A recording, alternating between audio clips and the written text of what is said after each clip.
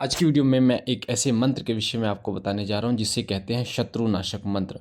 एक ऐसा मंत्र, अगर आपके ऊपर बार बार तंत्र हो रहा है, बार बार नकारात्मक शक्ति भेज दी जाती है किसी पंडित जी के द्वारा, किसी तांत्रिक के द्वारा, किसी मौलवी के द्वारा, किसी साधक या भगत के द्वारा भेज दी जाती है, तो ये मंत्र शत्रुनाशक मंत्र एक ऐसा मंत्र है जो आपके शत्रु का नाश करता है। अगर तांत्रिक क्रिया की जा रही है तो वो उलट उसी पर जाती है और आपको कोई भी परेशानी नहीं होती, कोई भी दिक्कत नहीं होती। और साथ में इस मंत्र में मैं जोड़ रहा हूँ शत्रुनाशक हवन, यानी कि एक ऐसा हवन इस मंत्र से आपको करना है। 11 दिन का एक ऐसा हवन, जिस हवन को करने के बाद आपके घर पर तांत्रिक क्रियाएं नहीं होंगी। साथ साथ में जो तंत्र कर रहा है वो तंत्र उसी पर जाएगा, पलटवार करेगा। आप इसे चौकी बंधन काटने का मंत्र भी कह सकते हैं, क्योंकि ये जो मंत्र है ये बहुत ज़्यादा शक्तिशाली मंत्र है।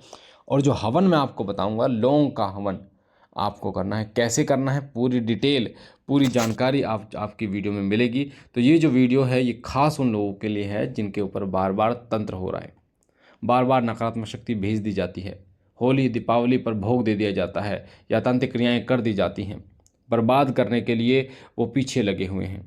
तो ऐसे लोगों के लिए ये मंत्र एक तीर की तरह काम करता है और साथ साथ में एक ऐसा सुरक्षा कवच आपको प्रदान करता है जिससे बार बार तांत्रिक क्रियाएं अगर हो भी रही हैं तो आपका कोई भी अहित नहीं होता।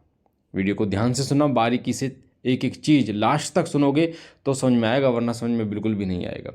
सबसे पहले मैं आपको मंत्र बता रहा हूँ, उसके बाद मैं आपको बताऊंगा कि क्या तरीका है हवन करने का, क्या संकल्प है, क्या भोग है, कैसे करना है, सारी चीज़ें आज की वीडियो में आपको बताऊंगा।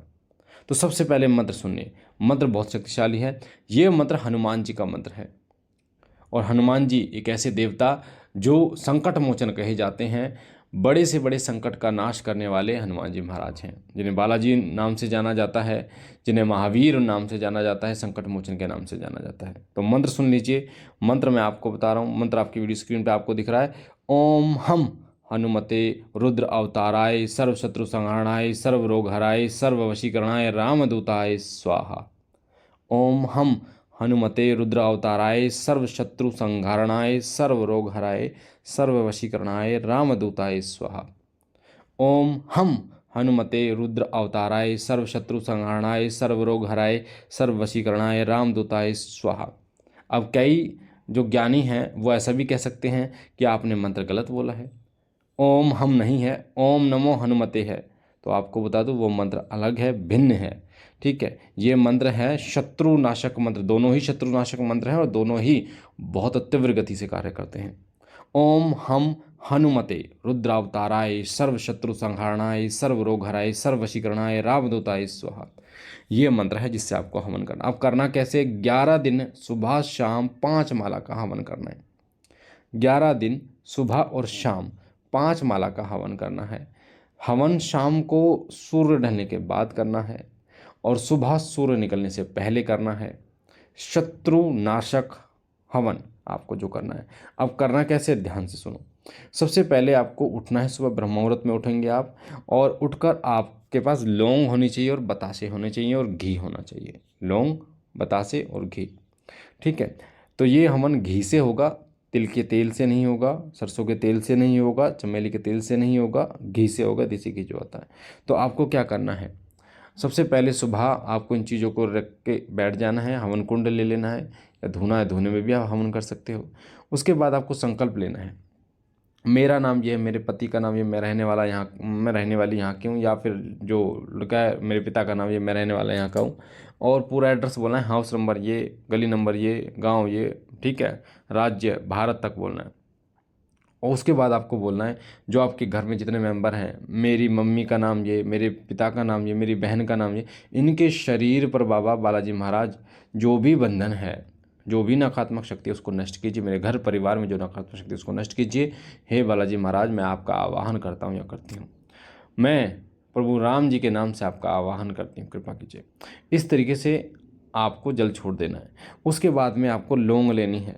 तो सबसे पहले जब आप अग्नि प्रज्वलित करेंगे ना, हवन कुंड में अग्नि प्रज्वलित करेंगे लकड़ियों के द्वारा या कंडे के द्वारा या गोले के द्वारा, मैंने आपको बता रखा है कि हवन आप 3 तरीके से अग्नि प्रज्वलित करके कर सकते हैं।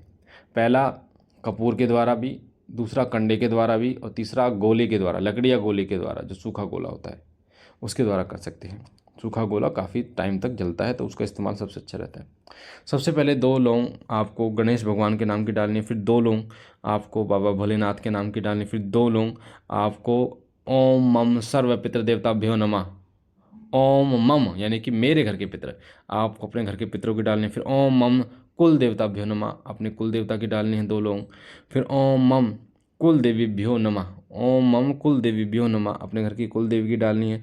फिर 2 लौंग डालनी है ओम ग्राम देवताभ्यो नमः, ओम ग्राम देवताभ्यो नमः, ग्राम देवता की डालनी है। ठीक है, अब ये जो आपने गणेश जी प्रथम पूज्य होते हैं, बाबा भोलेनाथ वो पहले चलते हैं, गुरु भगवान यानी जो हमारे गुरुदेव होते हैं, ठीक है, गुरु तत्व होता है, और पितृ आपके घर के पितृ कुलदेव और कुलदेवता, उनको मनाना जरूर होता है, क्योंकि ये जब सहायक करते हैं, सहायता करते हैं, तभी आप पॉसिबल हो पाता है कि आपके बंधन खोलें, आपके नकारात्मक शक्ति खत्म हो, आपके परतंत्र की रक्षा करें। ग्राम देवता जो ग्राम के देवता होते हैं वो आपकी रक्षा करते हैं हर तरीके से। उसके बाद 2 लौंग आपको प्रभु श्री राम के नाम की डालनी है, और फिर 5 लौंग 1 बतासा हनुमान जी महाराज के नाम का डालना है, बालाजी सरकार का। ठीक है, उसके बाद आपने डाल दिया, सेम जिस तरीके से आपने अभी भोग दिया है उसी तरीके से 3-3 आहुतियाँ आपको लौंग की देनी है। अच्छा, आपको एक चीज़ ध्यान से सुनो, आप एक चीज़ मैं ध्यान दिला दूँ कि जब लौंग का हवन हम करते हैं तो जोड़े से करते हैं, यानी 2 लौंग डालते हैं आहुति में, स्वाहा जैसा हम बोलते हैं ना ओम नमः शिवाय, तो 2 लौंग उठाएंगे, स्वाहा कर देंगे।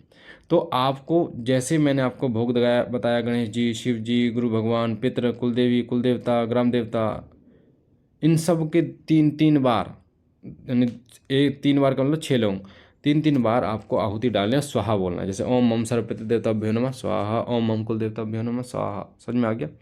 हर देवता की 3-3 आहुति देनी है आपको।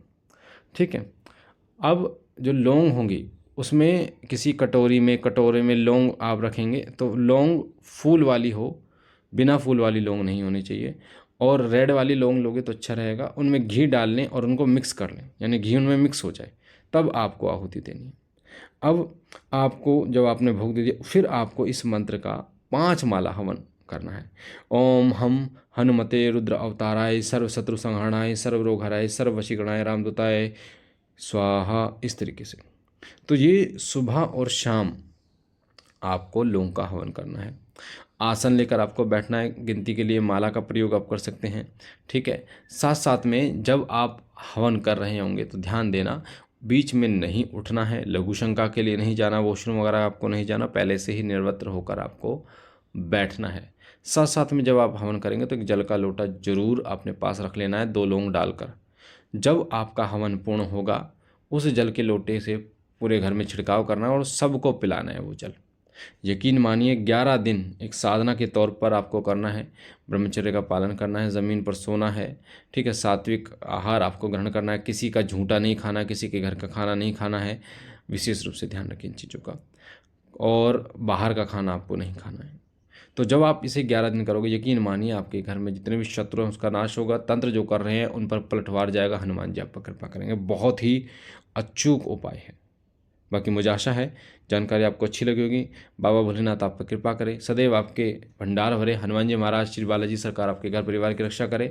हम मिलते एक नई जानकारी के साथ, तब तक के लिए ओम नमः शिवाय, ओम नमः शिवाय, ओम नमः शिवाय।